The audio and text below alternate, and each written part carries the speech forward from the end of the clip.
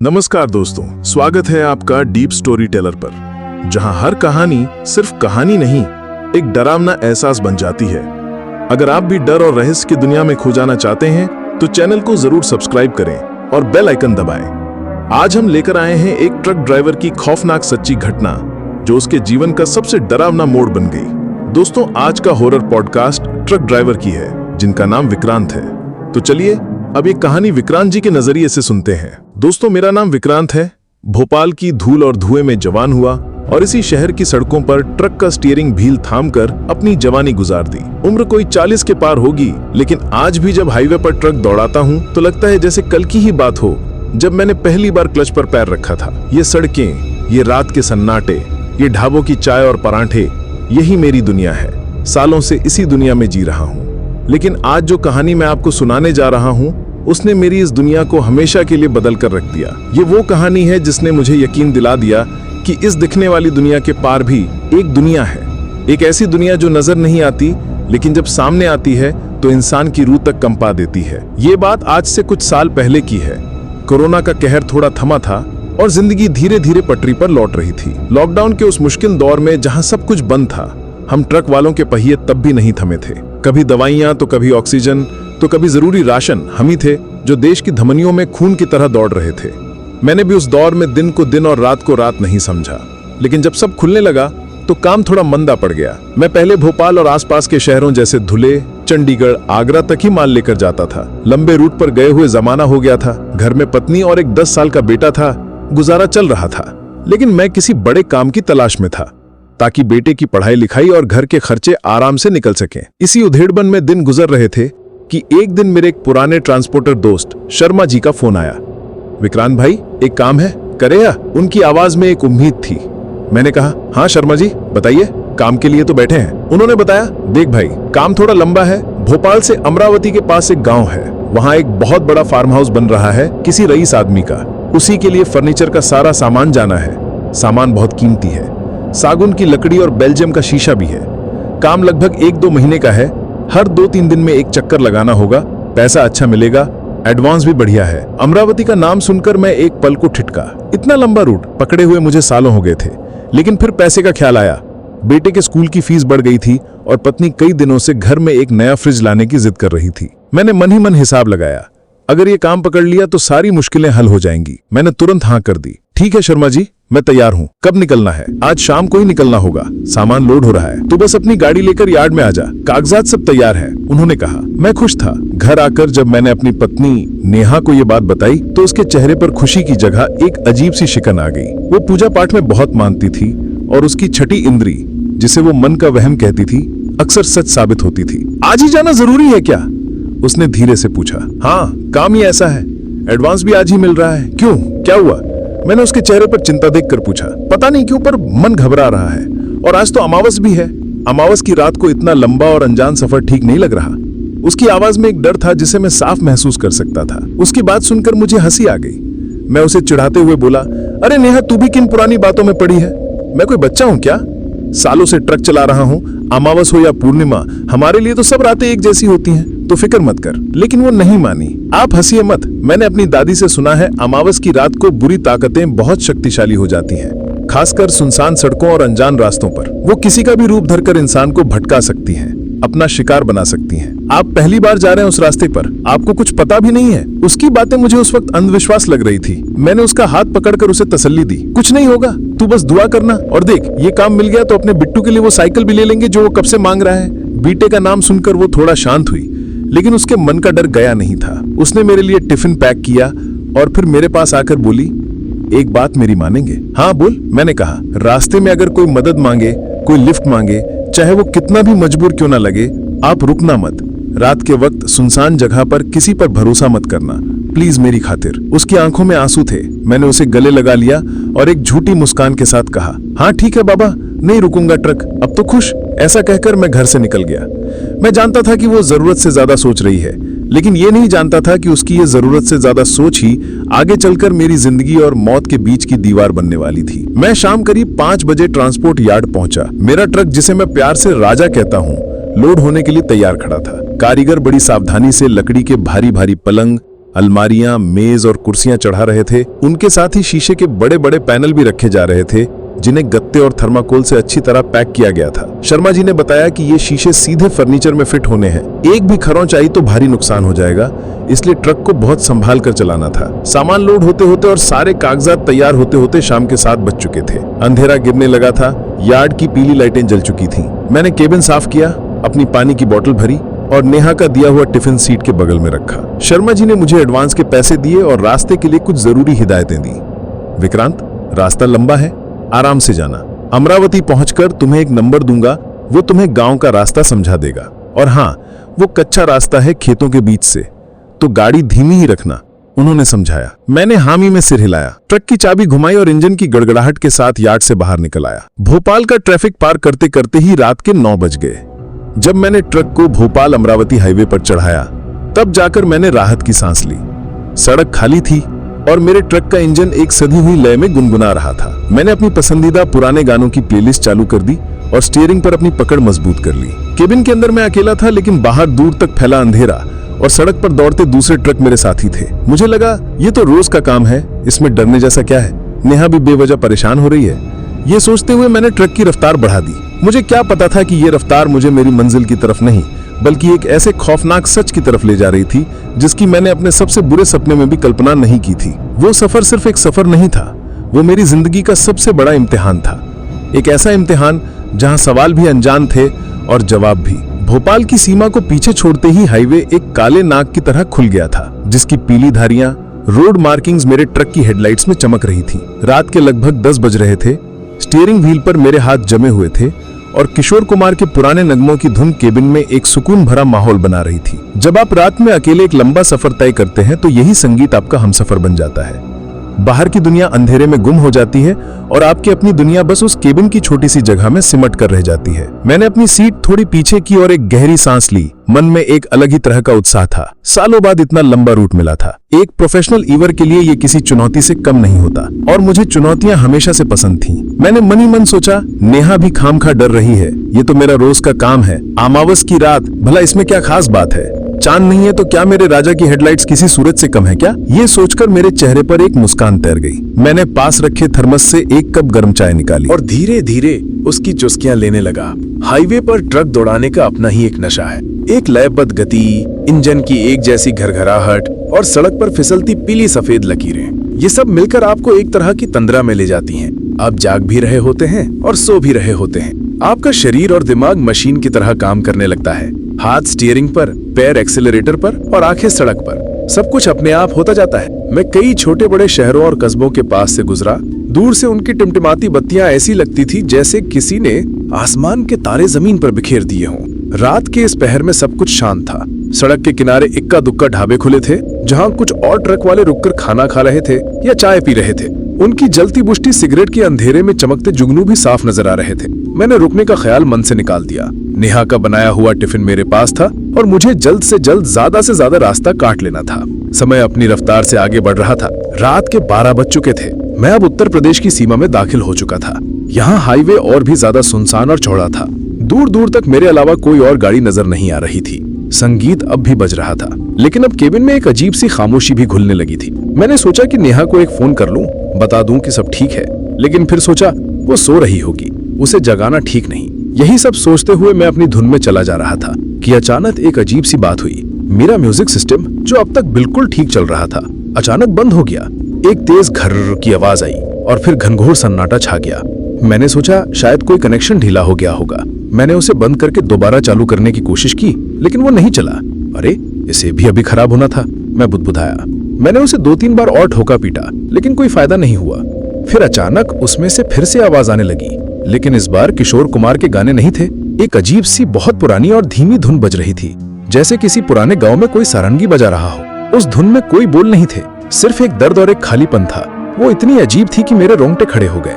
मैंने तुरंत उसे बंद करने के लिए बटन दबाया और इस बार वो बंद हो गया। केबिन में अब जो सन्नाटा था वो पहले से कहीं ज्यादा भारी और चुभने वाला था। मैंने अपने मन को समझाया, हो सकता है रेडियो का सिग्नल पकड़ लिया हो, आगे कोई छोटा गांव होगा, वहां बज रहा होगा। लेकिन मेरा दिल इस तर्क को मानने के लिए तैयार नहीं था। उस धुन में कुछ तो ऐसा था जो बहुत अप्राकृतिक था। ठीक उसी पल मुझे केबिन के अंदर एक और अजीब चीज महसूस हुई, एक गंध जैसे गीली मिट्टी और सड़े हुए फूलों की मिलीजुली महक हो। ये बहुत हल्की थी लेकिन बहुत अजीब। मैंने खिड़की का शीशा थोड़ा नीचे करके बाहर की हवा अंदर ली तो वो गंध गायब हो गई। मैंने सोचा शायद बाहर किसी खेत या तालाब से आ रही होगी। मैंने इन दोनों बातों को अपने थके हुए दिमाग का वहम मानकर नजरअंदाज कर दिया और अपना पूरा ध्यान वापस सड़क पर लगा दिया। रात के करीब 2 बजे थे। मैं अमरावती से अभी भी लगभग 100 किलोमीटर दूर था। तभी मुझे दूर सड़क पर गाड़ियों की लाल बत्तियों की एक लंबी कतार नजर आई। जैसे जैसे मैं नजदीक पहुंचा मुझे समझ में आ गया कि आगे एक लंबा जाम लगा हुआ है। मैंने अपने ट्रक को धीरे करके लाइन में सबसे पीछे लगा दिया। मैंने ट्रक से उतरकर आगे की तरफ देखा। दूर दूर तक सिर्फ ट्रकों और गाड़ियों की कतारें थीं। कुछ ड्राइवर नीचे उतरकर आपस में बातें कर रहे थे। मैं भी उनकी तरफ चल दिया। क्या हुआ भाई साहब, इतना लंबा जाम? मैंने एक दूसरे ड्राइवर से पूछा। उसने अनिंदी आंखों से मेरी तरफ देखा और बोला, आगे 2 ट्रकों की बुरी टक्कर हो गई है। एक पलट गया है और सड़क पूरी तरह से बंद है। क्रेन आ रही है लेकिन सुबह के 5 बजे से पहले रास्ता नहीं खुलेगा। ये सुनकर मेरा माथा ठनका। सुबह के 6 बजे? इसका मतलब था कि मैं बहुत ज्यादा लेट हो जाऊंगा। शर्मा जी ने कहा था कि सुबह सुबह ही पहुंचना है ताकि दिन में ही सामान उतरवाया जा सके। मैंने बेचैनी में अपने फोन की तरफ देखा। नेटवर्क के सिग्नल बहुत कमजोर थे। मैंने मैप्स खोलने की कोशिश की। कई बार कोशिश करने के बाद मैप्स की नीली लकीर आखिरकार स्क्रीन पर दिखाई दी। मैप्स दिखा रहा था कि जाम लगभग 15 किलोमीटर लंबा है, लेकिन वो एक वैकल्पिक रास्ता भी सुझा रहा था। एक पतली सी सड़क जो हाईवे से कटकर दाहिनी तरफ अंदर गांव की ओर जा रही थी और लगभग 40 से 50 किलोमीटर घूमकर वापस हाईवे पर उसी जाम के आगे मिल रही थी। मैप्स के अनुसार इस रास्ते से सिर्फ 1 घंटे का अतिरिक्त समय लगना था, जबकि जाम में फंसे रहने का मतलब था 4 से 5 घंटों की बर्बादी। मैंने पास कर एक स्थानीय से दिखने वाले ड्राइवर से पूछा, भाई साहब ये जो अंदर गांव वाला रास्ता है ये ठीक है? ट्रक निकल जाएगा? उसने मेरे ट्रक की तरफ देखा और फिर उस अनजान रास्ते की तरफ इशारा करते हुए कहा, साहब रास्ता तो है लेकिन बहुत सुनसान और खराब है। बड़े बड़े खेत हैं और जंगल भी पड़ता है बीच में। रात के वक्त कोई नहीं जाता उस रास्ते से। आप यहीं रुक जाओ, सुबह तक रास्ता खुल ही जाएगा। उसकी बात में एक चेतावनी थी, लेकिन मेरे सिर पर तो जल्दी पहुंचने की धुन सवार थी। मैंने सोचा सुनसान है तो क्या हुआ, मेरे लिए तो और अच्छा है, ट्रैफिक नहीं मिलेगा। और रही बात खराब रास्ते की तो मैं ट्रक धीरे चला लूंगा, मैं कोई नौसिखिया नहीं हूँ। यही फैसला करके मैं वापस अपने ट्रक की तरफ बढ़ा। मैंने एक बार फिर नेहा का चेहरा याद किया। उसकी चेतावनी मेरे कानों में गूंजी, अनजान रास्तों पर मत जाना। एक पल के लिए मेरे कदम रुके, लेकिन फिर दूसरी तरफ शर्मा जी का चेहरा। मेरे काम की जिम्मेदारी और पैसे का ख्याल हावी हो गया। मैंने अपने डर को झिड़क दिया, अरे ये सब कहने की बातें, मैं एक ट्रक ड्राइवर हूँ। अंधेरे और सुनसान रास्तों से डरने लगा तो हो गया काम। ये कहकर मैंने खुद को तसल्ली दी। मैंने ट्रक को धीरे धीरे लाइन से बाहर निकाला और सर्विस लेन पर ले आया। फिर हाईवे की चौड़ी और सुरक्षित सड़क को छोड़कर मैंने अपना ट्रक उस पतली अंधेरी सड़क पर मोड़ दिया जो किसी अनजान दुनिया के दरवाजे की तरह लग रही थी। जैसे ही मेरा ट्रक उस सड़क पर उतरा, माहौल पूरी तरह से बदल गया। हाईवे की रोशनी, गाड़ियों का शोर, सब कुछ पीछे छूट गया। यहाँ घना सन्नाटादार अंधेरा था। सड़क के दोनों तरफ बड़े बड़े पेड़ थे जिनकी शाखाएं ऊपर मिलकर एक सुरंग बना रही थी। मेरी ट्रक की हेडलाइट्स उस सुरंग में जहां तक जाती थी बस वहीं तक रोशनी थी। उसके आगे और पीछे सिर्फ काला अंधकार। सड़क टूटी फूटी थी और हर गड्ढे पर मेरा कीमती सामान पीछे खट्टे की आवाज करता, जिससे मेरा दिल दहल जाता। अब यहाँ संगीत भी नहीं था, सिर्फ मेरे ट्रक के इंजन की धीमी घरघराहट और झींगरों की एक लगातार कान खाने वाली आवाज। हवा में एक अजीब सी नमी और ठंडक घुल गई थी। हाईवे की दुनिया अब एक सपने जैसी लग रही थी, एक सुरक्षित सपना जिसे मैं मूर्खता से पीछे छोड़ आया था। मेरे सामने अब सिर्फ अंधेरा था और उस रात पहली बार मुझे वाकई में बहुत भयानक अकेलापन महसूस हुआ। उस संकरी अंधेरी सड़क पर चलते हुए मुझे करीब 1 घंटा हो चुका था। जैसे ही विक्रांत ने ट्रक उस सुनसान सड़क पर बढ़ाया, उसे दूर एक ट्रक दिखा जिसकी हेडलाइट्स जली हुई थी, लेकिन ड्राइवर की सीट खाली थी। जैसे जैसे वो पास आया, ट्रक अपने आप चल रहा था, बिना किसी ड्राइवर के। विक्रांत ने ट्रक रोकने की कोशिश की, लेकिन उसका अपना ट्रक भी खुद ब खुद उसी दिशा में मुड़ने लगा। अगले ही पल वो ट्रक गायब हो गया, जैसे कभी था ही नहीं। और जब विक्रांत ने पीछे मुड़कर देखा तो वो ट्रक उसी की ट्रक की परछाई जैसा लग रहा था। हाईवे छोड़े जाने का मेरा फैसला अब मुझे अपनी जिंदगी की सबसे बड़ी गलती लगने लगा था। वो सड़क किसी अंतहीन काले धागे की तरह लग रही थी, जिसे किसी ने घने जंगलों और सुनसान खेतों के बीच लापरवाही से फेंक दिया हो। सड़क का नाम और निशान कई जगहों पर मिट चुका था और गड्ढे इतने ज्यादा थे कि मुझे ट्रक को 10-15 की रफ्तार से ज्यादा पर चलाना नामुमकिन लग रहा था। केबिन में हर पल एक तनावपूर्ण खामोशी छाई रहती, जिससे सिर्फ ट्रक के पुराने सस्पेंशन की चरमर और गड्ढों में पहिया पड़ने की धम्म की आवाज ही तोड़ती। हर बड़े झटके के साथ मेरा दिल मुंह को आ जाता। मेरे दिमाग में शर्मा जी के शब्द गूंज रहे थे, सामान कीमती है, शीशे पर एक खरोच भी नहीं आनी चाहिए। मुझे अब लग रहा था कि चंद घंटे बचाने के चक्कर में मैंने लाखों का नुकसान मोल ले लिया था। मेरा मन खीज और पछतावे से भर गया था। मैंने सोचा काश मैंने उस ड्राइवर की बात मान ली होती और हाईवे पर ही इंतजार कर लिया होता। कम से कम मैं सुरक्षित तो रहता। इसी उधेड़-बुन में एक और बड़े गड्ढे में ट्रक का अगला पहिया जोर से पड़ा।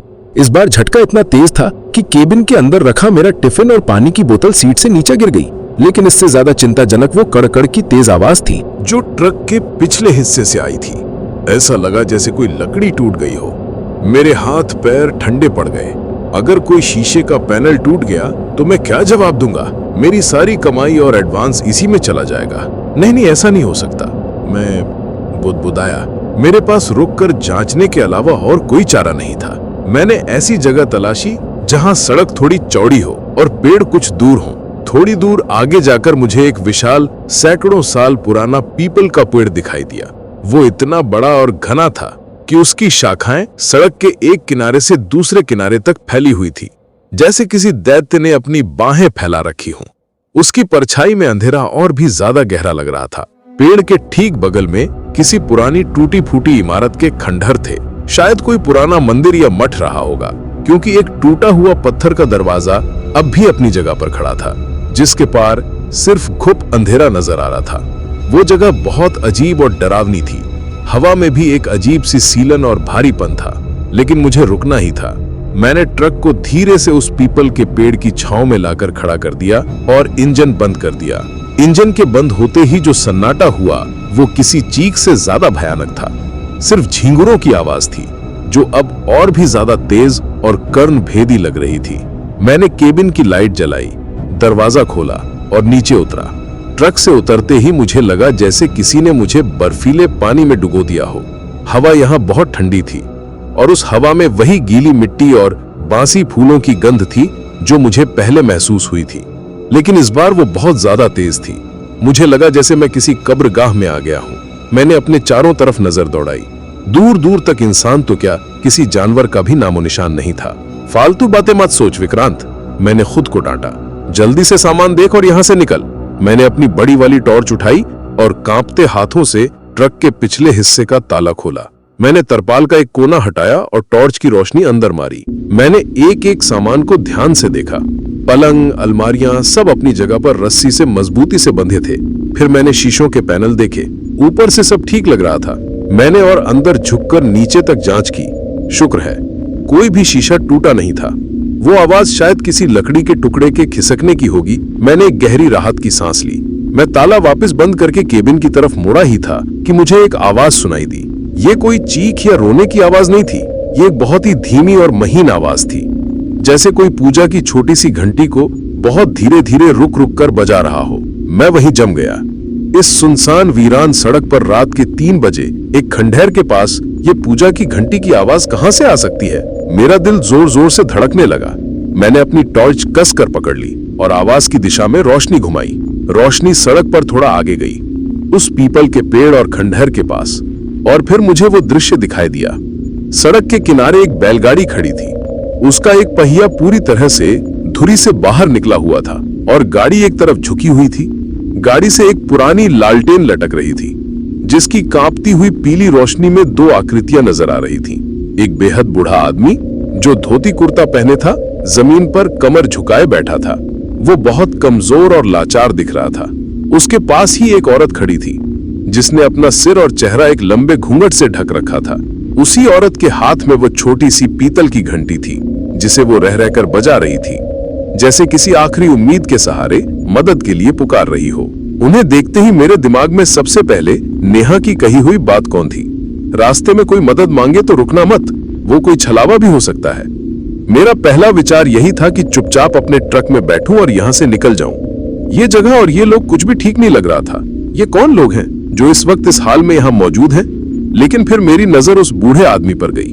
वो ठंड से कांप रहा था और उसकी सांसें उखड़ रही थीं। वो औरत भी बिल्कुल मूर्ति की तरह खड़ी थी। शायद डर और लाचारी के कारण मेरे अंदर का इंसान मुझे कचोटने लगा। क्या हुआ अगर ये सच में मुसीबत में हुए तो? अगर मैं इन्हें यहाँ ऐसे ही छोड़कर चला गया और इस बूढ़े आदमी को कुछ हो गया तो मैं अपने आप को कभी माफ नहीं कर पाऊंगा। क्या पता ये मेरे किसी अपने की तरह हो। मेरे दिमाग में एक जंग छिड़ गई थी। एक तरफ नेहा का डर और चेतावनी थी और दूसरी तरफ मेरी इंसानियत और मेरा जमीर। मैं कई मिनट तक वहीं खड़ा सोचता रहा। वो घंटी अब भी बज रही थी। धीमी, दर्द भरी और उम्मीद से भरी हुई। आखिरकार मेरे ज़मीर की जीत हुई। मैं सोचकर खुद को तसल्ली देने लगा कि मैं उनकी मदद ट्रक से नीचे उतरे बिना भी कर सकता हूं। मैं उनसे बात करके देखता हूं। मैंने हिम्मत जुटाई और धीरे धीरे उनकी तरफ बढ़ा। मैंने अपनी टॉर्च की रोशनी सीधे उनके चेहरे पर नहीं मारी ताकि वे डर न जाएं। जब मैं उनसे कोई 15 से 20 कदम दूर था तो मैंने आवाज लगाई, सब ठीक तो है चाचा? क्या हुआ? मेरी आवाज सुनकर उस औरत ने घंटी बजाना बंद कर दिया और घूंघट के अंदर से मेरी तरफ देखा। बूढ़े आदमी ने कमजोरी से अपना सिर उठाया और मेरी तरफ उम्मीद भरी नजरों से देखा। बेटा, भगवान तुम्हारा भला करे। उसकी आवाज में एक घरघराहट थी। हम पास के गांव रामपुरा के रहने वाले हैं। दूसरे गांव में कीर्तन था, वहीं से लौट रहे थे। पता नहीं कैसे इस मनहूस जगह पर आकर गाड़ी का पहिया ही टूट गया। हमारा बैल भी न जाने किस चीज से डरकर अड़ गया है, आगे बढ़ ही नहीं रहा। उसकी कहानी बिल्कुल सच्ची लग रही थी। उसकी लाचारी और आवाज का दर्द बनावटी नहीं लग रहा था। हम यहाँ पिछले 2 घंटे से फंसे हैं बेटा। कोई गाड़ी नहीं गुजरी। ये तो हमारी बहू है। उसने घूंघट वाली औरत की तरफ इशारा किया। ये डर रही हैं। अगर तुम हमें बस अगले गांव रामपुरा तक छोड़ दो, सिर्फ 5-6 किलोमीटर ही है यहाँ से, तो तुम्हारा बड़ा एहसान होगा। सुबह हम आकर अपनी गाड़ी देख लेंगे। अब मेरे पास मना करने का कोई कारण नहीं था।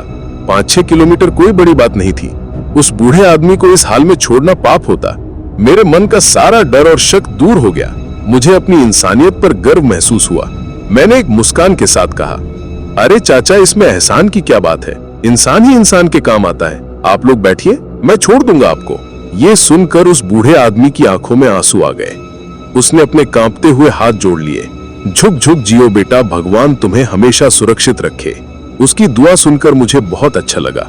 मुझे लगा कि नेहा बेवजह ही डर रही है। दुनिया में अब भी अच्छे और जरूरतमंद लोग हैं। मैंने अपना फैसला ले लिया था। मुझे जरा भी अंदाजा नहीं था कि यह फैसला जो मैंने नेकी और इंसानियत के नाम पर लिया था, वो दरअसल मेरे लिए एक ऐसे खौफनाक जाल का दरवाजा खोल रहा था जहां से जिंदा वापस लौटना लगभग नामुमकिन था। ठीक है, मैं छोड़ दूंगा। मेरे मुंह से निकले ये शब्द उस रात की सबसे बड़ी गलती साबित हुए। जिस पल मैंने उनकी मदद के लिए हामी भरी, मुझे लगा जैसे हवा में घुली ठंडक और भी 10 गुना बढ़ गई हो। पीपल के पत्तों की सरसराहट भी अचानक रुक गई, जैसे पूरा जंगल मेरी बेवकूफी पर सांस रोके खड़ा हो। पर उस वक्त मैंने इन सब बातों पर ध्यान नहीं दिया। मेरा ध्यान तो उस बूढ़े आदमी के चेहरे पर उभरी राहत और उसकी आंखों में आई चमक पर था। मुझे लगा मैंने एक बहुत नेक काम किया है। मैंने कहा, चाचा आप आगे केबिन में मेरे साथ बैठ जाइए, आराम रहेगा। फिर मैं उस घूंघट वाली औरत की तरफ मुड़ा, और बहन जी आप भी? मेरी बात पूरी होने से पहले ही उस बूढ़े आदमी ने कहा, नहीं बेटा, बहू पीछे ही बैठेगी। इसके साथ हमारा कुछ जरूरी सामान है, पूजा पाठ का। उसे अकेला नहीं छोड़ सकते। उसने बैलगाड़ी पर रखे एक बड़े से संदूक की तरफ इशारा किया। वो एक पुराना लकड़ी का संदूक था जिस पर काले रंग की लोहे की पट्टियां जड़ी थी। वो देखने में बहुत भारी और काफी पुराना लग रहा था। मैंने कहा, अरे चाचा, सामान की चिंता मत करो, सब सुरक्षित रहेगा। औरत जात को ट्रक के पिछले हिस्से में अकेले सफर कराना ठीक नहीं। नहीं बेटा, तुम इसकी चिंता मत करो, बूढ़े ने जोर देकर कहा। ये हमारे कुल की परंपरा है। इस संदूक को हमारी बहुएं ही संभालती हैं। ये पीछे ही ठीक रहेगी। उसकी जिद मुझे थोड़ी अजीब लगी, लेकिन मैंने ज्यादा बहस करना ठीक नहीं समझा। शायद इनके गांव देहात के अपने रीति रिवाज होंगे। ठीक है, जैसा आप कहें, मैंने कहा। मैंने ट्रक के पिछले हिस्से का तरपाल हटाया और उन्हें सामान रखने के लिए जगह बना दी। मैंने सोचा कि संदूक उठाने में उस बूढ़े की मदद करूं, लेकिन मेरे पहुंचने से पहले ही उस घूंघट वाली औरत ने अकेले ही उस भारी भरकम संदूक को ऐसे उठा लिया जैसे वो लकड़ी का नहीं बल्कि कागज का बना हो। मैं हैरान रह गया। एक दुबली पतली सी औरत में इतनी ताकत। उसने बड़ी आसानी से संदूक को ट्रक के अंदर सरका दिया और फिर खुद भी फुर्ती से चढ़कर उसके पास बैठ गई। दीवार से पीठ टिकाकर उसने अपना घूंघट जरा भी नहीं हटाया और ना ही एक शब्द बोला। मैं इस अजीब दृश्य को देखता रहा, फिर कंधे उचकाकर बूढ़े आदमी की तरफ बढ़ा ताकि उसे सहारा देकर केबिन तक ला सकूं। जैसे ही मैंने उसे उठाने के लिए अपना हाथ बढ़ाया और मेरे हाथ ने उसकी बाह को छुआ, एक ठंडी लहर मेरे पूरे शरीर में दौड़ गई। उसकी त्वचा किसी जिंदा इंसान की तरह गर्म नहीं बल्कि बर्फ की तरह ठंडी और अजीब सी सख्त थी, जैसे किसी मुर्दे की चमड़ी हो। मैं एक पल को सिहर गया, लेकिन मैंने सोचा कि शायद ठंड में बाहर बैठे बैठे उसका शरीर अकड़ गया होगा। मैंने उसे सहारा दिया और धीरे धीरे केबिन की तरफ लाया। वो बहुत हल्का था, जैसे उसके शरीर में सिर्फ हड्डियां ही बची हों, मांस तो हो ही ना। मैंने केबिन का दरवाजा खोला और उसे आराम से सीट पर बिठाया। फिर मैं ड्राइविंग सीट पर आकर बैठ गया। बहुत मेहरबानी बेटा, उसने फिर से उसी कमजोर आवाज में कहा। मैंने मुस्कुरा कर कहा, कोई बात नहीं चाचा। मैंने दरवाजा बंद किया और चाबी घुमाकर ट्रक को स्टार्ट करने की कोशिश की। इंजन ने एक घरघराहट की और बंद हो गया। अरे, मेरे मुंह से निकला, ऐसा तो पहले कभी नहीं हुआ था। मेरा राजा एक ही बार में स्टार्ट हो जाता था। मैंने दोबारा कोशिश की, फिर से वही हुआ। ट्रक घरघराया और शांत पड़ गया। अब मेरे माथे पर पसीना आने लगा था। कहीं ट्रक में कोई बड़ी खराबी तो नहीं आ गई? अगर मैं यहाँ फंस गया तो क्या होगा? मैं बार बार चाबी घुमा रहा था लेकिन ट्रक टस से मस नहीं हो रहा था। तभी मेरे बगल में बैठे बूढ़े आदमी के मुंह से एक अजीब सी बात निकली। वो हंसा, एक सूखी खड़खड़ाती हुई हंसी, और बोला, अब ये तेरी मर्जी से नहीं चलेगी बेटा, अब ये सड़क की मर्जी से चलेगी। मैंने हैरान होकर उसकी तरफ देखा। ये कैसा मजाक था? उसके चेहरे पर वही लाचारी वाली मुस्कान थी, लेकिन उसकी आंखों में अब कुछ और था, एक अजीब सी चमक जो पहले वहां नहीं थी। मुझे अचानक बहुत ज्यादा असहजता महसूस होने लगी। केबिन का माहौल भारी और दम घोटू हो गया था। मैंने उसकी बात को अनसुना करते हुए एक आखिरी बार पूरी ताकत से चाबी घुमाई और इस बार एक लंबी कर्कश घरघराहट के बाद इंजन स्टार्ट हो गया। मैंने राहत की एक गहरी सांस ली जो मेरे गले में ही कहीं अटक गई। मैंने गियर बदला और धीरे धीरे ट्रक को आगे बढ़ाया। जैसे ही ट्रक उस पीपल के पेड़ की परछाई से बाहर निकला, मैंने साइड मिरर में उस बैलगाड़ी को देखने की कोशिश की, लेकिन वहां कुछ भी नहीं था। न बैलगाड़ी, न पहिया, न लालटेन, कुछ भी नहीं। सड़क बिल्कुल खाली थी, जैसे वहां कभी कुछ था ही नहीं। अब मेरा दिल किसी अनिष्ट की आशंका से जोर जोर से पीटने लगा। मैंने गलत तो नहीं देखा? वो सब कहाँ गया? मैं मन ही मन कांप गया। क्या हुआ बेटा, क्या देख रहा है? बूढ़े की आवाज ने मुझे चौंका दिया। वो आपकी बैलगाड़ी? मैं अगलाया। सपना था बेटा, सपना। रात के वक्त सड़क पर अक्सर सपने दिखते हैं, उसने कहा, और फिर से वहीं सूखी खड़खड़ाती हुई हंसी हंसा। अब मुझे पूरा यकीन हो गया कि मैं किसी बहुत बड़ी मुसीबत में फंस चुका हूँ। ये लोग इंसान नहीं हैं। नेहा की बातें मेरे कानों में हथौड़ों की तरह बजने लगी। मेरा पूरा शरीर डर से कांप रहा था, लेकिन मैं जाहिर नहीं कर सकता था। मैं एक चलते हुए ताबूत में कैद हो चुका था, जिसका स्टीयरिंग व्हील मेरे हाथ में था, पर कंट्रोल किसी और के।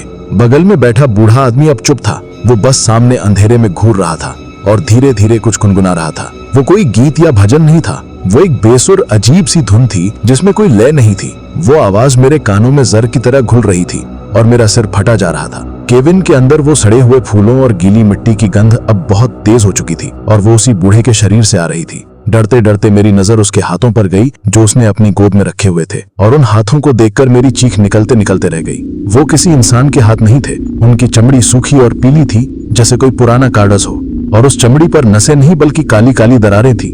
लेकिन सबसे भयानक चीज थे उसके नाखून। वो बेतहाशा बढ़े हुए, मोटे, पीले और मुड़े हुए थे, किसी जानवर के पंजों की तरह। मेरा गला पूरी तरह से सूख चुका था। मैं स्टीयरिंग व्हील को इतनी जोर से पकड़े हुआ था कि मेरी उंगलियों के जोड़ सफेद पड़ गए थे। मैं ट्रक भगाना चाहता था, लेकिन सड़क इतनी खराब थी कि मैं 20 की रफ्तार से ऊपर नहीं जा पा रहा था। गांव कितनी दूर है चाचा? मैंने कांपती हुई आवाज में पूछने की हिम्मत की। उसने गुनगुनाना बंद किया और धीरे से अपनी गर्दन मेरी तरफ घुमाई। अंधेरे में उसकी आंखें दो अंगारों की तरह चमक रही थी। उसने एक भयानक मुस्कान के साथ कहा, बस पहुंचने ही वाले हैं बेटा, अपनी असली मंजिल पर। उसकी ये बात सुनकर मुझे लगा जैसे किसी ने मेरे पैरों के नीचे से जमीन खींच ली हो। मैं समझ गया था कि ये रामपुरा गांव कोई असली गांव नहीं है। ये मुझे कहीं और ले जा रहे हैं, एक ऐसी जगह जहां से कोई वापस नहीं लौटता। मैं अब एक ड्राइवर नहीं बल्कि एक शिकार था जो खुद अपनी सवारी को अपने अंजाम तक ले जा रहा था। बस पहुंचने ही वाले हैं बेटा अपनी असली मंजिल पर। बूढ़े आदमी के ये शब्द मेरे कानों में पिघले हुए शीशे की तरह उतरे थे। मेरी रही सही हिम्मत भी जवाब दे गई। अब ये साफ हो चुका था कि मैं किसी गांव नहीं बल्कि अपनी मौत की तरफ बढ़ रहा हूँ। मेरा ट्रक अब सिर्फ एक वाहन नहीं, मेरा चलता फिरता ताबूत बन चुका था और मैं बेबस होकर उसे खुद ही चला रहा था। हर एक पल अब एक सदी के बराबर लग रहा था। वो बूढ़ा फिर से वही बेसुर दर्दनाक धुन गुनगुनाने लगा था। वो धुन एक मकड़ी के जाले की तरह मेरे दिमाग के चारों ओर लिपट रही थी, मेरी सोचने समझने की शक्ति को खत्म कर रही थी। मेरा शरीर पसीने में नहा गया था, लेकिन अंदर से मैं बर्फ की तरह ठंडा पड़ चुका था। मेरी आंखें सामने टूटी फूटी सड़क पर थीं, लेकिन मेरा दिमाग किसी भी तरह के बचाव का रास्ता ढूंढने में लगा हुआ था। क्या मैं ट्रक रोक कर भाग जाऊं? नहीं। इस घने अंधेरे और जंगल में मैं कहाँ जाऊंगा? और क्या ये मुझे भागने देंगे? क्या मैं ट्रक को किसी पेड़ से टकरा दूं? नहीं। केबिन में मेरे साथ बैठा ये शैतान तो बच जाएगा, लेकिन मेरा बचना नामुमकिन है। हर रास्ता बंद था। मैं पूरी तरह से फंस चुका था। तभी मुझे दूर, बहुत दूर कुछ टिमटिमाती हुई बत्तियां नजर आईं। एक पल के लिए मेरे मुरझाए हुए दिल में उम्मीद की एक किरण जागी। शायद कोई गांव, शायद कोई कस्बा, शायद वहां लोग होंगे। मैंने अपनी सारी हिम्मत बटोरकर उस बूढ़े से पूछा, चाचा वो सामने रामपुरा है क्या? उसने गुनगुनाना बंद किया, धीरे से अपना सिर ना में हिलाया और एक क्रूर मुस्कान के साथ कहा, नहीं बेटा, वहां के लोग तो कब के सो चुके हैं। वो हमारी तरह के मेहमानों का स्वागत नहीं करते। उसका जवाब सुनकर मेरी आखिरी उम्मीद भी टूटकर बिखर गई। ये बत्तियां भी शायद एक और धोखा थी, एक और छलावा। मेरा ध्यान बार बार ट्रक के पिछले हिस्से की तरफ जा रहा था। वो औरत, वो घूंघट वाली औरत, वो वहां क्या कर रही होगी? क्या वो उतनी ही भयानक है जितना ये बूढ़ा? एक अनजानी भयानक जिज्ञासा मेरे डर पर हावी होने लगी। मुझे जानना था, मुझे देखना था कि मैं किस बला को अपनी गाड़ी में ढो रहा हूँ। मेरे ट्रक केबिन और पिछले हिस्से के बीच में एक छोटी सी शीशे की खिड़की थी। आमतौर पर वो धूल और गंदगी से भरी रहती थी, लेकिन उसमें से पीछे की धुंधली सी झलक मिल जाती थी। मैंने अपने केबिन के रियर व्यू मिरर को थोड़ा सा एडजस्ट किया ताकि उस छोटी सी खिड़की से पीछे का मंजर साफ दिखे। मेरा दिल जोरों से धड़क रहा था, जैसे वो मेरी पसलियां तोड़कर बाहर आ जाएगा। मैंने एक गहरी सांस ली और मिरर में देखा। पहले तो अंधेरे के कारण कुछ साफ नजर नहीं आया, सिर्फ बड़े बड़े फर्नीचर की परछाइयां दिख रही थी। लेकिन फिर जैसे ही ट्रक एक गड्ढे से उछला और केबिन की लाइट एक पल के लिए झिलमिलाई, मैंने उसे देखा। और जो मैंने देखा उसे देखकर मेरे आंखों के सामने अंधेरा छा गया। मेरी आत्मा तक कांप उठी। वो औरत अब दीवार से पीठ टिकाए नहीं बैठी थी, उसका घूंघट जमीन पर पड़ा था। वो उस बड़े काले संदूक के सामने घुटनों के बल बैठी हुई थी और वो संदूक खुला हुआ था। वो कोई जवान औरत नहीं थी। उसका चेहरा, हे भगवान, उसका चेहरा झुर्रियों से भरा हुआ, सूखा और खिंचा हुआ था, जैसे किसी मम्मी का हो। उसकी आंखें गड्ढों में धसी हुई थीं और अंधेरे में दो छोटे हरे अंगारों की तरह चमक रही थी। बाल लंबे, सफेद और उलझे हुए थे, जो उसके कंधों और पीठ पर किसी मकड़ी के जाले की तरह फैले हुए थे। लेकिन सबसे भयानक चीज वो थी जो वो कर रही थी। वो संदूक के अंदर से दोनों हाथों से कुछ निकाल रही थी। वो पूजा का सामान नहीं था, वो गीली काली मिट्टी और इंसानी बालों के लंबे लंबे गुच्छे थे। वो उस घिनौने मिश्रण को निकालती और बड़ी ही तसल्ली से धीरे धीरे मेरे ट्रक में रखे उस कीमती सागौन के फर्नीचर पर पोत रही थी। वो उस चिकनी पॉलिश की हुई लकड़ी को उस कीचड़ और बालों से गंदा कर रही थी, जैसे कोई किसी पवित्र चीज का अपमान कर रहा हो। मैं उस दृश्य को देखता रह गया। मेरे शरीर की सारी ताकत जैसे किसी ने निचोड़ ली हो। फिर उसने अपना हाथ बेल्जियम के उन कीमती शीशों की तरफ बढ़ाया। उसने अपनी लंबी हड्डी जैसी उंगलियों को उस काली कीचड़ में डुबोया और फिर उस साफ सुथरे शीशे पर कुछ बनाने लगी। वो कोई अजीब सा निशान था, एक विकृत डरावना चिन्ह। जैसे ही उसने वो चिन्ह बनाना खत्म किया, वो एक पल के लिए हल्की सी नीली रोशनी में चमका और फिर अंधेरे में गायब हो गया। वो एक एक करके सारे शीशों पर वही भयानक चिन्ह बना रही। मैं ये सब देख ही रहा था कि तभी मेरे केबिन में वो भयानक गुनगुनाने की आवाज बंद हो गई। अचानक आई खामोशी किसी धमाके से ज्यादा जोरदार थी। मैंने डर के मारे अपनी आंखें मिरर से हटा ली और सामने सड़क पर देखने लगा। मैंने बगल में बैठे बूढ़े की तरफ देखने की हिम्मत नहीं की, लेकिन मुझे उसकी नजरें अपने ऊपर गड़ी हुई महसूस हो रही थी। और फिर वो बोला।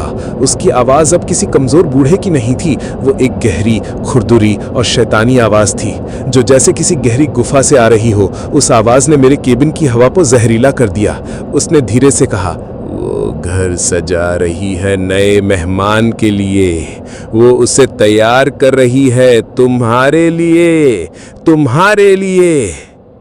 ये दो शब्द किसी बिजली के झटके की तरह मेरे दिमाग पर लगे।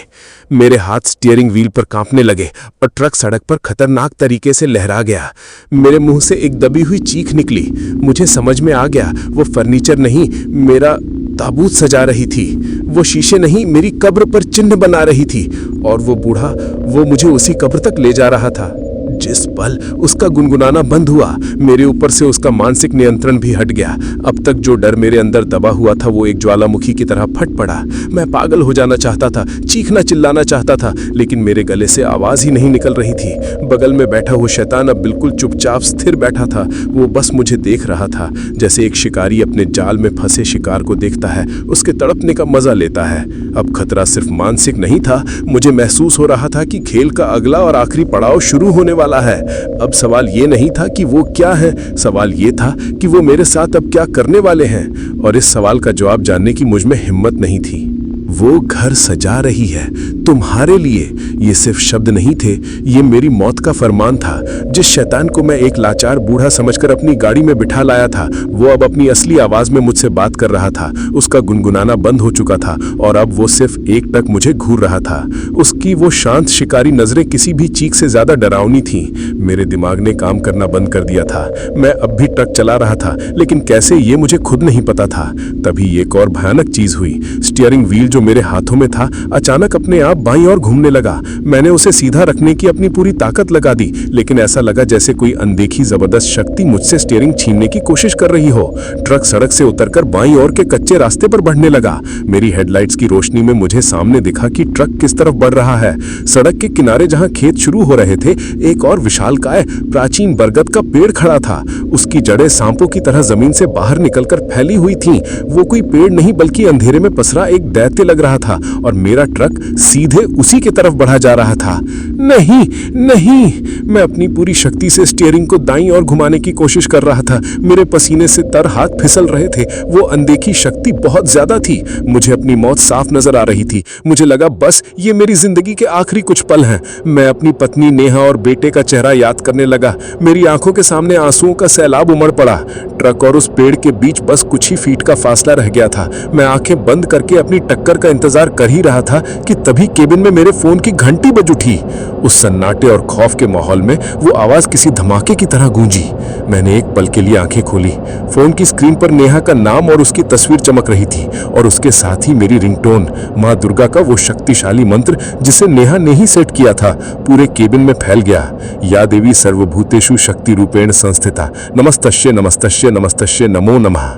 जैसे ही मंत्र के ये शब्द केबिन की हवा में घुले, एक अकल्पनीय घटना हुई। मेरे बगल में बैठे उस बूढ़े आदमी के शरीर से एक ऐसी भयानक दिल दहला देने वाली चीख निकली जो किसी इंसान की हो ही नहीं सकती थी। वो किसी घायल जानवर की तरह तड़प उठा। उसने अपने दोनों पंजों जैसे आता से अपने कान ढक लिए, जैसे वो पवित्र शब्द उसे किसी तेजाब की तरह जला रहे हों। और ठीक उसी पल स्टीयरिंग व्हील पर से वो अनदेखी पकड़ गायब हो गई। स्टीयरिंग अचानक हल्का हो गया। मुझे एक पल के लिए भी सोचने का मौका नहीं मिला। मैंने अपनी पूरी ताकत से स्टीयरिंग को दाईं ओर घुमा दिया।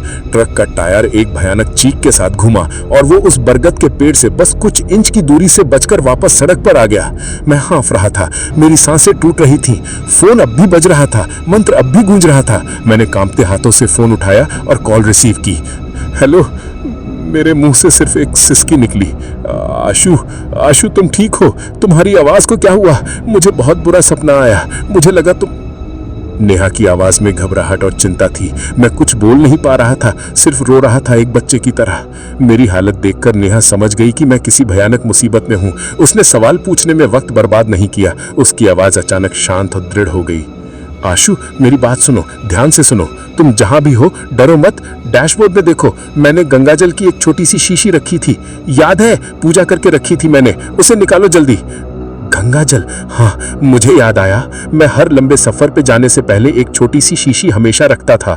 मैंने कांपते हुए एक हाथ से डैशबोर्ड का कवर खोला। अंदर एक कोने में वो छोटी सी प्लास्टिक की शीशी रखी थी। उसी वक्त वो बूढ़ा जो मंत्र की वजह से पीछे दुबक गया था, वापस मेरी तरफ झपटा। उसका चेहरा पूरी तरह से विकृत हो चुका था। वो एक गुर्राती हुई आवाज निकाल रहा था और उसके पंजे जैसे हाथ मेरी गर्दन की तरफ बढ़ रहे थे। छिड़को, छिड़को सब जगह, उस पर फेंको। फोन पर नेहा चीख रही थी। मैंने बिना सोचे समझे उस शीशी का ढक्कन खोला और उसका सारा पानी उस शैतान के चेहरे पर उछाल दिया। जैसे ही गंगा जल की पवित्र बूंदें उसके शरीर से टकराईं, जो हुआ वो किसी नर्क के दृश्य से कम नहीं था। उसकी चमड़ी से धुआं निकलने लगा, जैसे किसी गर्म तवे पर पानी डाल दिया हो। कि एक भयानक आवाज आई और वो तड़पने लगा। उसकी चमड़ी गलने लगी, उसका मांस गलने लगा। उसने एक आखिरी रूह कपकपा देने वाली चीख मारी और फिर वो मेरे आंखों के सामने ही राख और गीली बदबूदार काली मिट्टी के ढेर में बदल गया, जो सीट पर बिखर गया। केबिन में बैठा शैतान खत्म हो चुका था, लेकिन यह अंत नहीं था। जैसे ही वो खत्म हुआ, ट्रक के पिछले हिस्से से एक औरत की क्रोध और नफरत से भरी हुई चीख सुनाई दी। वो चीख इतनी तेज थी कि ट्रक के शीशे तक कांप गए। ट्रक बुरी तरह से हिलने लगा, जैसे कोई उसे बाहर से पकड़कर झंझोड़ रहा हो। मुझे समझ आ गया दूसरी बला अब भी पीछे ही थी। आशु, पीछे पीछे भी डालो, नेहा की आवाज ने मुझे चेताया। मैंने केबिन और पिछले हिस्से के बीच की छोटी सी खिड़की को खिसकाकर खोला। अंदर से भयानक गुर्राने और चीजों के टूटने की आवाजें आ रही थीं। मैंने बची खुची हिम्मत समेटी और उस खुली हुई खिड़की से अंधेरे में अंदाजे से ही चिल्लाया, जय मां दुर्गा, और शीशी में बचा हुआ आखिरी कतरा तक पीछे फेंक दिया। जिस पल वो बूंदे पीछे गिरी, एक जोरदार धमाके जैसी आवाज आई और उसके बाद एक मौत जैसी खामोशी छा गई। ट्रक का हिलना बंद हो गया। एक पल के लिए मुझे लगा सब खत्म हो गया, मैं बच गया। मैं फोन पर सिसक रहा था, नेहा वो चले गए। नहीं आशु, रुको मत, ट्रक चलाते रहो जब तक किसी रोशन जगह, किसी बस्ती में न पहुंच जाओ। रुकना मत। मैंने सामने देखा और मेरे सामने सड़क के बीचों बीच जो खड़ा था उसे देखकर मेरे पैरों तले जमीन खिसक गई। वो औरत, अब वो वहां खड़ी थी। उसका घूंघट नहीं था, उसका चेहरा किसी बूढ़ी औरत का नहीं था, वो एक भयानक अवर्णनीय चीज थी। लंबे बिखरे बाल हवा में तैर रहे थे, उसकी आंखें लाल अंगारों की तरह जल रही और उसका मुंह कानों तक खुला था, जिसमें से एक लंबी सांप जैसी जीभ बाहर लटक रही थी। उसने सड़क को अपने दोनों हाथों से रोक रखा था। अब आखिरी और सबसे भयानक दुश्मन मेरे ठीक सामने था। सड़क के बीचों बीच खड़ी वो बला किसी बुरे सपने की जीती जागती तस्वीर थी। मेरा पूरा शरीर जम गया था, हाथ पैर ने काम करना बंद कर दिया था। ट्रक धीरे धीरे धीमा हो रहा था, जैसे वो भी उस भयानक आकृति के सामने अपनी हिम्मत हार गया हो। मैं बस उसे देख रहा था। उसकी जलती हुई आंखों में एक ऐसा खिंचाव था जो मेरी आत्मा को मेरे शरीर से बाहर खींच रहा था। आंशु, आंशु, मेरी आवाज सुन रहे हो? क्या हुआ? सामने क्या है? फोन पर नेहा की आवाज किसी दूसरी दुनिया से आती हुई लग रही थी। वो औरत सामने खड़ी है। मैं टूटे हुए शब्दों में बस इतना ही कह पाया, बहुत बहुत भयानक है नेहा। वो मुझे देख रही है। उसकी आंखों में मत देखो आंसू। नेहा की आवाज में एक दृढ़ता थी, जैसे वो जानती हो कि उसे क्या करना है। वो एक छलावा है, वो तुम्हें अपनी आंखों से ही रोक रही है। मेरी बात सुनो, तुम्हें रुकना नहीं है। माँ का नाम लो और ट्रक चलाते रहो, हॉर्न बजाते रहो, लगातार बजाते रहो और रुकना मत। चाहे कुछ भी हो जाए, उसके ऊपर से चढ़ा दो। वो तुम्हारा कुछ नहीं बिगाड़ सकती। हिम्मत करो आंसू। उसकी बातों ने मेरे अंदर की बुझती हुई हिम्मत को एक आखिरी चिंगारी दी। उसके ऊपर से चढ़ा दूं, ये कैसे मुमकिन था? वो कोई धुआं नहीं, एक ठोस शरीर लग रही थी, लेकिन मेरे पास और कोई चारा भी नहीं था। रुकने का मतलब था मौत। मैंने अपनी आंखें एक पल के लिए जोर से बंद की, नेहा और अपने बेटे का चेहरा याद किया। मैंने एक कांपते हाथ से हॉर्न पर दबाव डाला। ट्रक का भयानक बेसुरा हॉर्न उस मौत जैसे सन्नाटे को चीरता हुआ गूंज उठा। जय मां दुर्गा, मैं अपनी पूरी ताकत से चीखा। मैंने आंखें खोली, लेकिन उस शैतान की आंखों में नहीं देखा। मैंने अपना पैर एक्सेलरेटर पर दबा दिया। ट्रक का इंजन एक घायल शेर की तरह दहाड़ा और गाड़ी आगे की तरफ झपटी। वो आकृति अब भी वहीं खड़ी थी, हिली तक नहीं। उसके चेहरे पर एक क्रूर विजयी मुस्कान थी, जैसे वो जानती हो कि मैं नहीं बचूंगा। जय मां दुर्गा, जय मां दुर्गा, जय मां दुर्गा। मैं लगातार चिल्ला रहा था। हॉर्न बज रहा था। ट्रक तूफान की रफ्तार से आगे बढ़ रहा था। जैसे ही ट्रक उस जगह पहुंचा जहां वो खड़ी थी, मैं टक्कर के लिए तैयार हो गया। मैंने स्टीयरिंग को कसकर पकड़ लिया, लेकिन कोई टक्कर नहीं हुई। जिस पल ट्रक उसके आर पार हुआ, कोई धमाका नहीं हुआ। बस एक कान फाड़ देने वाली अमानवीय चीख हवा में गूंजी और मेरे ट्रक के केबिन के अंदर एक बर्फीली हवा का ऐसा झोंका आया जैसे किसी ने मुझे बर्फ के पानी में डुबो दिया हो। ट्रक एक पल के लिए बुरी तरह से कांपा और फिर सब शांत हो गया। मैंने डरते डरते रियर व्यू मिरर में देखा। सड़क पीछे खाली थी, बिल्कुल वीरान। वहां कोई नहीं था, वो जा चुकी थी। मैं बच गया था। ये एहसास होते ही मेरे शरीर की सारी शक्ति जवाब दे गई। मैं फूट फूट कर रोने लगा। मैं हंस भी रहा था और रो भी रहा था। मैं जिंदा था। आंसू, रुको मत, चलाते रहो। नेहा की आवाज ने मुझे होश में लौटाया। मैंने ट्रक की रफ्तार कम नहीं की। मैं एक पागल की तरह ट्रक भगाता रहा। नेहा फोन पर मुझसे लगातार बात करती रही, मुझे हिम्मत देती रही, मुझे सोने नहीं दिया। वो रात शायद मेरी जिंदगी की सबसे लंबी रात थी। और फिर मैंने उसे देखा। पूरब के आसमान में एक हल्की सी रुपहली सी लकीर। भोर हो रही थी। रोशनी। उस रात के बाद रोशनी मुझे दुनिया की सबसे कीमती और खूबसूरत चीज लग रही थी। जैसे जैसे आसमान का रंग नीले से नारंगी होने लगा, मेरे अंदर का खौफ भी धीरे धीरे पिघलने लगा। कुछ देर बाद मुझे सड़क के किनारे एक बोर्ड दिखा, जिस पर मेरे गांव का नाम लिखा था। मैं अपनी मंजिल पर पहुंच चुका था। जब मैंने फार्म हाउस का बड़ा सा गेट देखा तो मुझे लगा जैसे मैंने जन्नत का दरवाजा देख लिया हो। मैंने ट्रक गेट के सामने रोक दिया और हॉर्न बजाया। चौकीदार गेट खोलने के लिए बाहर आए, लेकिन मेरी हालत देखकर वो दंग रह गए। मेरे बाल बिखरे हुए थे, आंखें सूजी हुई थी और मैं पागलों की तरह कांप रहा था। मैं ट्रक से उतरा और वहीं जमीन पर गिर गया। फार्म हाउस का मालिक एक भले बुजुर्ग आदमी थे। वो खबर मिलते ही भागे भागे आए। उन्होंने मुझे उठाया, मुझे पानी पिलाया और तसल्ली दी। मैंने उन्हें टूटे फूटे शब्दों में रात की पूरी कहानी सुनाने की कोशिश की। वो और उनके कर्मचारी चुपचाप बिना किसी हैरानी के मेरी बातें सुनते रहे। जब मैंने अपनी बात खत्म की तो मालिक ने गहरी सांस ली और कहा, बेटा तुम्हारी किस्मत बहुत अच्छी थी और तुम्हारी पत्नी की दुआएं तुम्हारे साथ थी जो तुम बच गए। उन्होंने मुझे बताया कि जिस सड़क से मैं आया था वो बरसों से बदनाम है। उस सड़क पर मौजूद उस पुराने बरगद के पेड़ पर लगभग 100 साल पहले एक डाकू और उसकी पत्नी को फांसी दी गई थी। कहते हैं कि वो औरत एक डायन थी। तब से उन दोनों की आत्माएं उस सड़क पर भटकती हैं, खासकर अमावस की रातों को। वो अकेले मुसाफिरों को अपना शिकार बनाती हैं, उन्हें किसी न किसी बहाने रोककर अपने साथ ले जाती है। आज तक जो भी उनके चंगुल में फंसा वो कभी वापस नहीं लौटा। बाद में जब लोगों ने मेरे ट्रक का पिछला हिस्सा खोला तो सब हैरान रह गए। कीमती फर्नीचर अपनी जगह पर था, लेकिन उस पर जगह जगह काली सूखी मिट्टी और बालों के घिनौने धब्बे लगे हुए थे। बेल्जियम के शीशों पर अजीब से निशान खुदे हुए थे जो किसी भी तरह साफ नहीं हो रहे थे, और पूरे ट्रक के फर्श पर एक भूरे रंग की बदबूदार राख की मोटी परत जमी हुई थी। वो बड़ा काला संदूक गायब था। मेरा 1 महीने का काम था जो मैंने पूरा किया, लेकिन उस 1 महीने में मैं कभी भी उस रास्ते से रात में नहीं गुजरा। दिन के उजाले में भी जब मैं उस बरगद के पेड़ के पास से गुजरता तो मेरी रूह कांप जाती। उस घटना ने मुझे हमेशा के लिए बदल दिया। मैंने लंबे रूट पर ट्रक चलाना छोड़ दिया। अब मैं सिर्फ दिन में भोपाल और आसपास के शहरों तक ही जाता हूँ। ज्यादा पैसे का लालच मेरे मन से हमेशा के लिए खत्म हो गया। आज भी जब अमावस की रात आती है तो मैं अपने घर से बाहर नहीं निकलता। मैं अपनी पत्नी और बेटे के पास बैठा रहता हूँ और उस रात को याद करके कांप जाता हूँ। लोग कहते हैं कि भूत प्रेत और छलावा सिर्फ कहानियां हैं। मैं भी यही मानता था, लेकिन उस एक रात ने मुझे सिखा दिया कि इस दुनिया में ऐसी चीजें भी हैं जो हमारी समझ और विज्ञान से परे हैं। और कुछ चेतावनियां, चाहे वो कितनी भी पुरानी या अंधविश्वासी क्यों न लगे, उन्हें कभी नजरअंदाज नहीं करना चाहिए, क्योंकि कभी कभी आपकी जिंदगी और मौत के बीच का फैसला सिर्फ एक चेतावनी का ही होता है। तो दोस्तों, ये कहानी यहीं खत्म हुई। दोस्तों, आज के लिए बस इतना ही। मिलते हैं जल्द ही कुछ नई कहानियों के साथ। तब तक के लिए अपना ध्यान रखिए।